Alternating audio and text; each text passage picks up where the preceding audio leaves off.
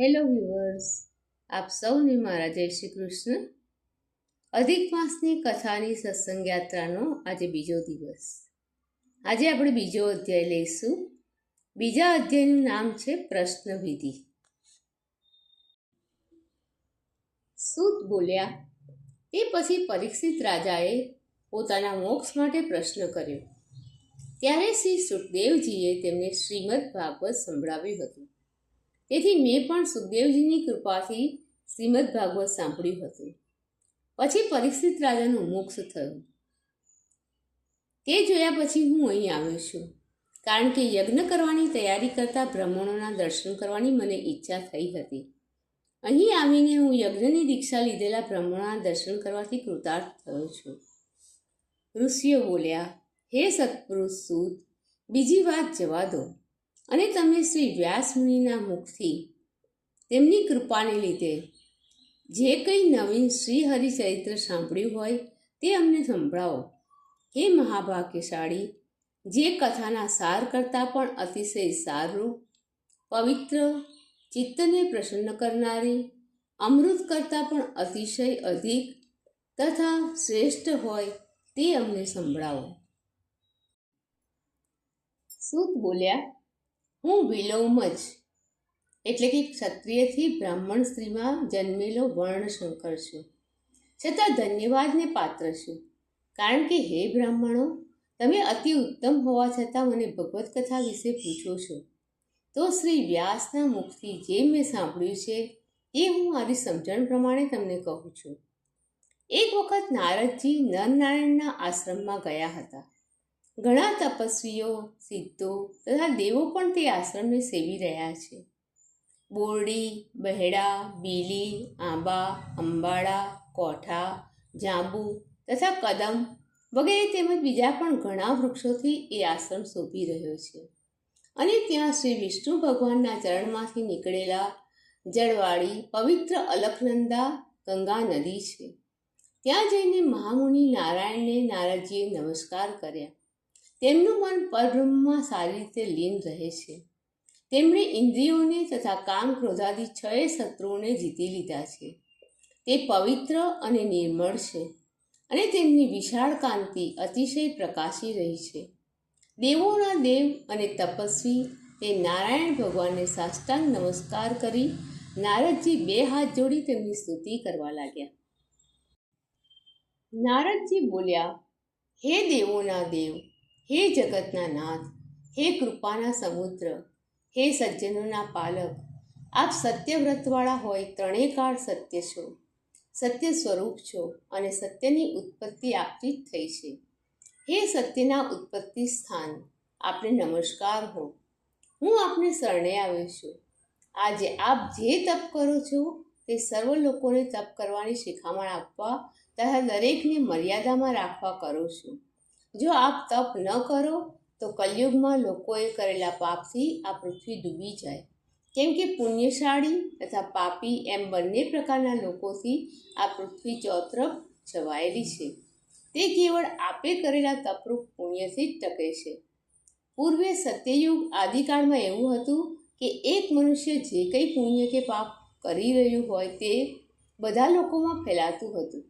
પરંતુ કલયુગમાં એ સ્થિતિને દૂર કરી જે કોઈ પુણ્ય કે પાપ કરનારો હોય તે એક જ એ પુણ્ય કે પાપથી લેપાય છે. બીજાને તેના પુણ્ય કે પાપનો કંઈ પણ સંબંધ થતો નથી. આમ દર્શાવવા તમે તપ કરો છો. હે ભગવાન, કલયુગમાં બધા પ્રાણીઓ વિષયાસક્ત મનવાળા તથા સ્ત્રી, પુત્ર, ઘર વગેરેમાં રચ્યા પચ્યા રહે છે. તેઓ માટે તથા મારા માટે પણ જે કંઈ હિતકારી હોય તે વિચારી આપ મને કહેવા યોગ્ય છો. આપના મુખથી એ સાંભળવા હું છેક બ્રહ્મલોકથી અહીં આવ્યો છું. વળી ઉપકાર કરવો એ વિષ્ણુ ભગવાનને પણ પ્રિય છે એવો વેદમાં પણ ખાસ નિશ્ચય કરાયો છે.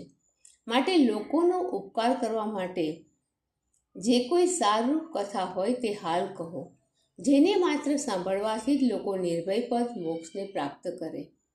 નારદનું વચન સાંભળી ભગવાન નારાયણ ઋષિ ખૂબ હસ્યા અને પછી તેમણે જગતને પાવન કરનારી પવિત્ર કથા કહેવાની શરૂઆત કરી. શ્રી નારાયણ બોલ્યા, હે નારદ, ગોપીઓના મુખરૂપ કમળના રસને ગ્રહણ કરવામાં ભ્રમર સમાન રાસલીલા ચાલુ કરનાર, રસિક પુરુષોના શણગારરૂપ, આદિ પુરુષ પરમાત્મા સ્વરૂપ અને વૃંદાવનમાં વિહાર કરનાર ભગવાન વ્રજપતિ શ્રી કૃષ્ણની પવિત્ર કથા તમે સાંભળો. હે પુત્ર, જેમની આંખના માત્ર એક જ પલકારાથી અનેક જગતને ઉત્પન્ન કરનાર બ્રહ્મા પ્રગટ્યા છે, તે પરમેશ્વરના કર્મોનું વર્ણન કરવા પૃથ્વી પર કોણ સમર્થ છે? અથવા જેમની આંખનો માત્ર એક જ પલકારો જેના પર પડતા બ્રહ્મા અનેક જગતની રચના કરી શકે છે.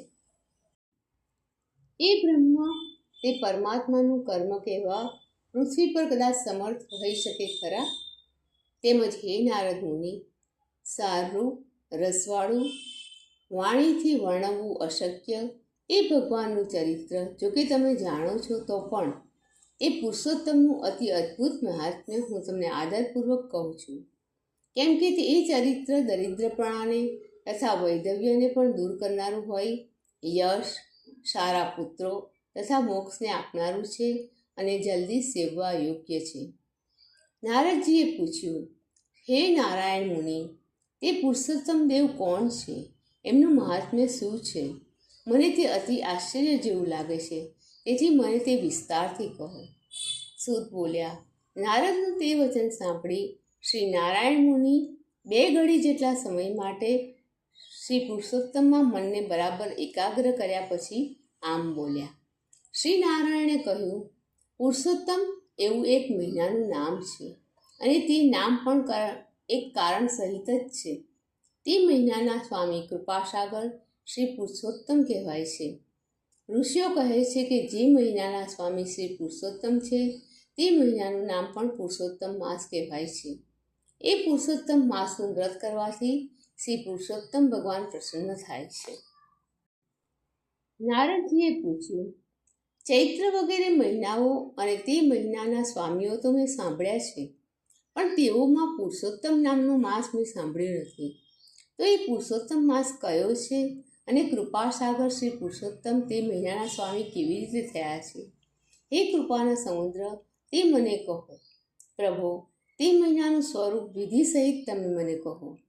હે સજ્જનોના પતિ, તે મહિનામાં શું કરવું, કેવી રીતે સ્નાન કરવું, કયું દાન કરવું, જપ, પૂજા તથા ઉપવાસ આદિ કયું સાધન તેમાં કરવાનું હોય છે તે પણ કહો.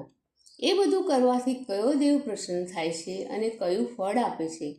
હે તપોધન, આ અને બીજું જે કંઈ તત્વ હોય તે તમે મને કહો. સત્પુરુષો દુઃખી લોકો પર પ્રેમવાળા હોય છે, તેથી તેઓ નહીં પૂછેલી વાત પણ લોકહિતાર્થે કહે જ છે.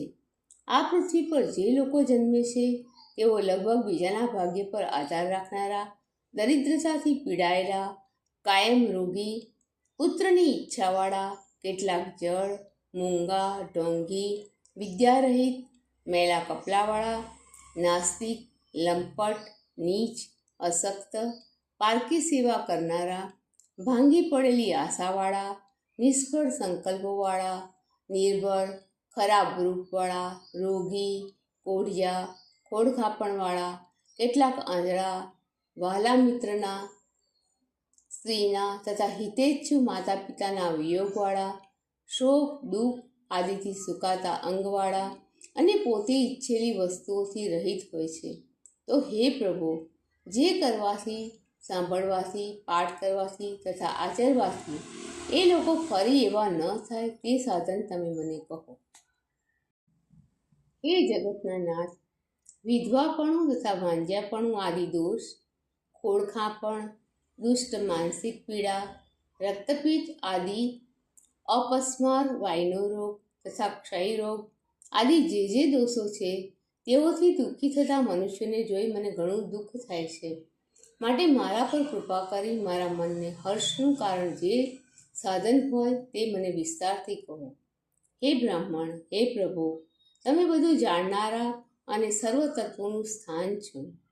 સૂત બોલ્યા, બ્રહ્માના પુત્ર નારદજીનું એક રસયુક્ત તથા લોકહિતના કારણરૂપ વચન સાંભળી દેવોના દેવ શ્રી નારાયણ ચંદ્રમા જેવા શાંત એ નારદ મુનિનો સામેથી સત્કાર કરી નવા મેઘના શબ્દ જેવી આનંદદાયક વાણીથી બોલ્યા. ઇતિ શ્રી બૃહન નારદીય પુરાણ વિષયના પુરુષોત્તમ મહાત્મ્યમાં શ્રી નારાયણ તથા નારદના સંવાદ વિશે પ્રશ્નવિધિ નામનો અધ્યાય બીજો સમાપ્ત. દર્શક મિત્રો, આપ સૌને મારા જય શ્રી કૃષ્ણ.